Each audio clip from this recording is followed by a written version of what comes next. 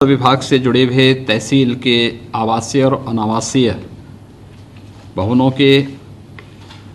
लोकार्पण के लिए आयोजित आज के इस कार्यक्रम में लखनऊ में मेरे साथ उपस्थित मेरे सहयोगी राजस्व विभाग के राज्य मंत्री श्री विजय कश्यप जी, प्रदेश के मुख्य सचिव श्री आर के तिवारी जी, अध्यक्ष राजस्व परिषद श्रीमान दीपक त्रिवेदी जी, अपर मुख्य सचिव राजस्व श्रीमती रेणुका कुमार जी, अपर मुख्य सचिव मुख्यमंत्री कार्यालय से एसपी गोयल जी, अपर मुख्य सचिव सूचना श्री नवनीत सहगल जी, आज के इस कार्यक्रम में उपस्थित राजस्व विभाग के सभी अधिकारीगण, हमारे साथ वर्चुअली इस लोकार्पण कार्यक्रम के साथ जुड़े हुए भारत सरकार के माननीय मंत्री और लोकप्रिय सांसद general doctor VK Singh ji, माननीय सांसद श्री हरनाथ सिंह यादव जी, देवेंद्र सिंह भोले जी, प्रदीप चौधरी जी, धर्मेंद्र कश्यप जी, रेखारुण वर्मा जी, राजवीर सिंह जी, विजय कुमार दुबे जी, डॉक्टर रामशंकर कठेरिया जी, प्रदेश सरकार में मेरे सहयोगी मंत्रीगण श्री स्वामी प्रसाद मौर्य जी, सुरेश राणा जी, भूपेंद्र सिंह चौधरी जी, राम नरेश अग्निहोत्री जी, सभी माननीय विधायकगण और इस समारोह में उपस्थित राजस्व विभाग से जुड़े हुए सभी जनपद स्तर और तहसील स्तर के अधिकारी और कर्मचारीगण, मैं राजस्व विभाग को प्रदेश के अंदर इन 19 अदद आवासीय और अनावासीय भवनों के लोकार्पण के इस कार्यक्रम में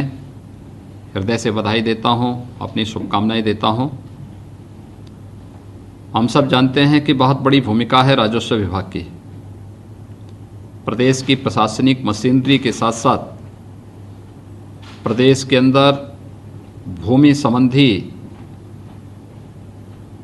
विवादों के निपटारे में राजस्व विभाग की एक बहुत बड़ी भूमिका है। और अगर मैं कहूं कि एक सामान्य नागरिक की समस्याएं या उसकी ज़रूरतों में राजस्व विभाग जिस रूप में अपनी भूमिका का निर्वहन करता है, तो आम जनमानस से सबसे अधिक नज़दीक का जुड़ाव अगर जो कुछ विभाग हैं उनमें से राजस्व विभाग अग्रणी विभाग है,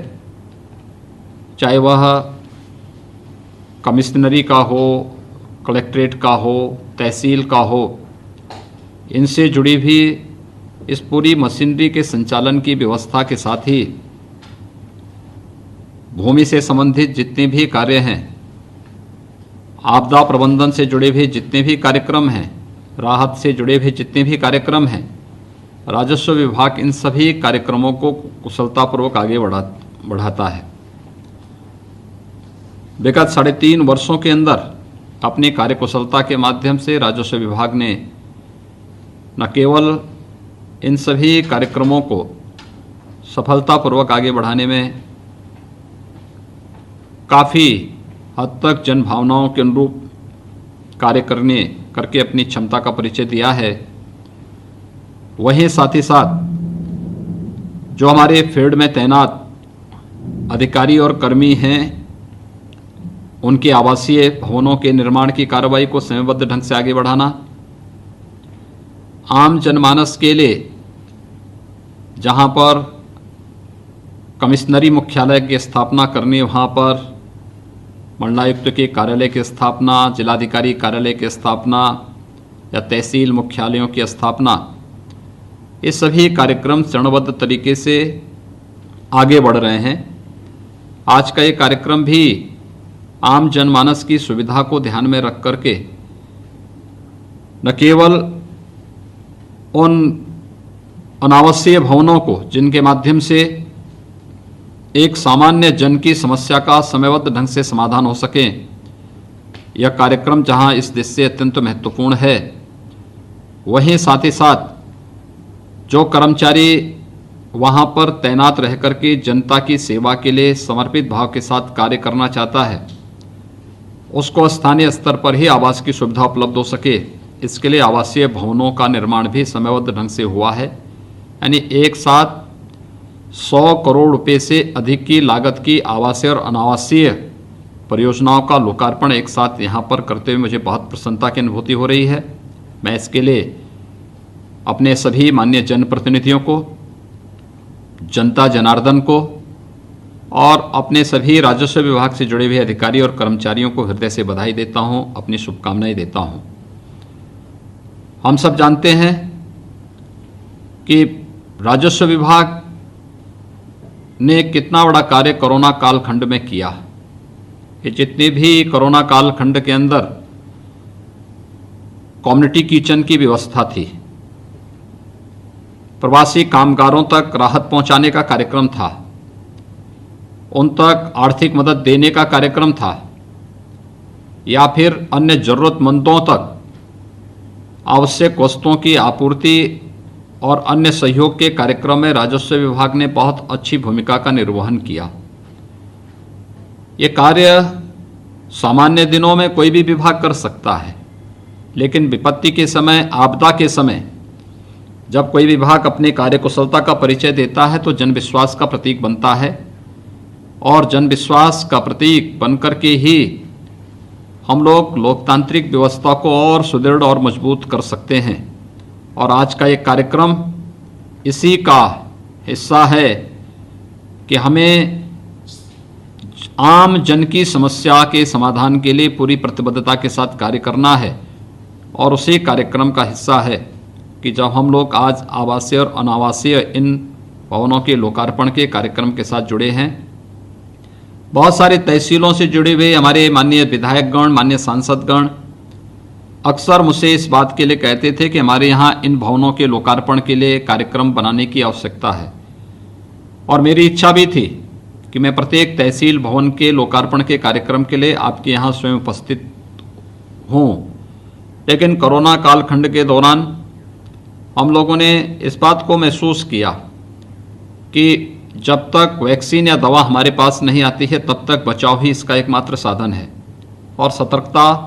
से हम इन सभी चीज़ों से बचते हुए एक कार्यक्रम को आगे बढ़ा सकते हैं। हमें कोरोना से भी लड़ना है, लेकिन सामान्य जनजीवन को भी बहुत प्रभावित नहीं होने देना है। बचाव के साथ सभी कार्यक्रम हमारे अनवरत चलें, उसी का हिस्सा है कि हमें वर्चुअली ये सभी लोकार्पण के कार्यक्रम आज यहाँ पर संपन्न करने पड़े हैं। राजस्व विभाग, मैं इस बात को बार बार कहता हूं कि भूमि संबंधी विवाद के निराकरण करके होने वाली व्यापक जनधन की हानि को रोक सकता है, और इसीलिए आपने देखा होगा पिछले दिनों देश के यशस्वी प्रधानमंत्री आदरणीय नरेंद्र मोदी जी ने देश के अंदर स्वामित्व योजना लागू की। उत्तर प्रदेश ने स्वामित्व योजना के अंतर्गत बहुत अच्छा काम किया है, और हमारा प्रयास होना चाहिए कि आने वाले समय में एक समयबद्ध तरीके से हम लोग स्वामित्व योजना का लाभ इस देश के गांवों को, गरीबों को, अनुसूचित जाति, जनजाति, अति पिछड़ी जाति से जुड़े हुए उन लोगों को दें जिन लोगों के पास अपने स्वयं के आवास के कागज मौजूद नहीं है, क्योंकि उसके मन में एक नया विश्वास भरेगा जब उसको अपने आवास में, जहां पर उसका आवास है, उस भूमि का भी जब स्वामित्व का लाभ उसको प्राप्त होगा तो उसके मन में व्यवस्था के प्रति एक दृढ़ भावना जागृत होगी। इसलिए स्वामित्व योजना का लाभ प्रदेश के सभी नागरिकों को उपलब्ध हो सके,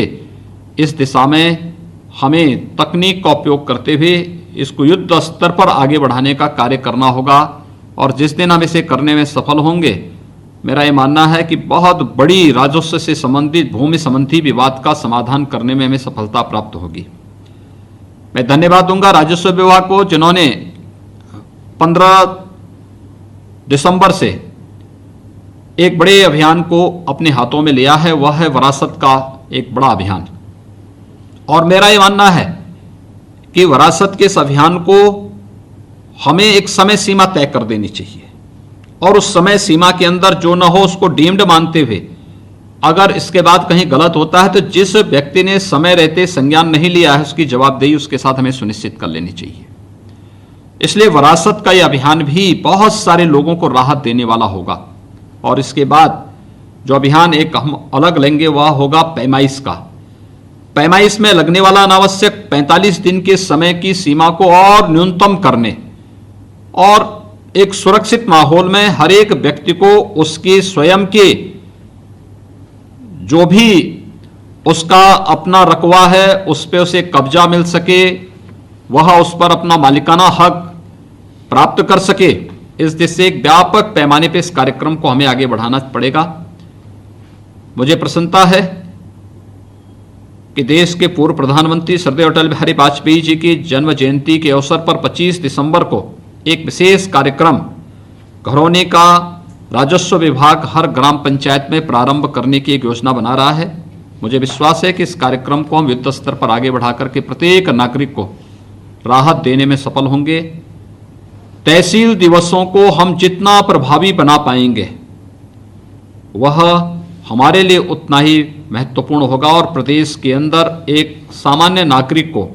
अंतिम पायदान पर बैठे हुए व्यक्ति को प्रदेश देश की संसदीय लोकतंत्र की व्यवस्था पर उसकी आस्था प्रगाढ़ होगी ही, साथ ही साथ व्यवस्था के प्रति भी उसका विश्वास और भी सुदृढ़ होगा। एक बार फिर से आज जिन जनपदों में शामली, कासगंज, हापुड़, कुशीनगर, अंबेडकर नगर, बदायूं, लखीमपुर खीरी, कानपुर देहात, औरैया, सीतापुर, मैनपुरी, मुरादाबाद, इन सभी जनपदों में आज जो आवासीय और अनावासीय भवनों के लोकार्पण का एक कार्यक्रम आज संपन्न हो रहा है। इस कार्यक्रम में शामिल होने के लिए मैं सभी अपने माननीय केंद्रीय मंत्री जनरल वीके सिंह जी को, माननीय सांसदगण, माननीय विधायकगण, मेरे सहयोगी मंत्रीगण जो भी इस कार्यक्रम में सहभागी बन रहे हैं, मैं उन सबको भी हृदय से बधाई देता हूं। उन सभी तहसीलों से जुड़े हुए जनता जनार्दन का भी अभिनंदन करता हूं, उन्हें हृदय से बधाई देता हूं। राजस्व विभाग के सभी अधिकारी और कर्मचारियों को भी इस अवसर पर उन्हें अपना आवासीय परिसर और अनावासीय भवन पूरी तरीके से उन्हें अब उपयोग के लिए उपलब्ध हो चुका है, इसके लिए हृदय से बधाई देते हुए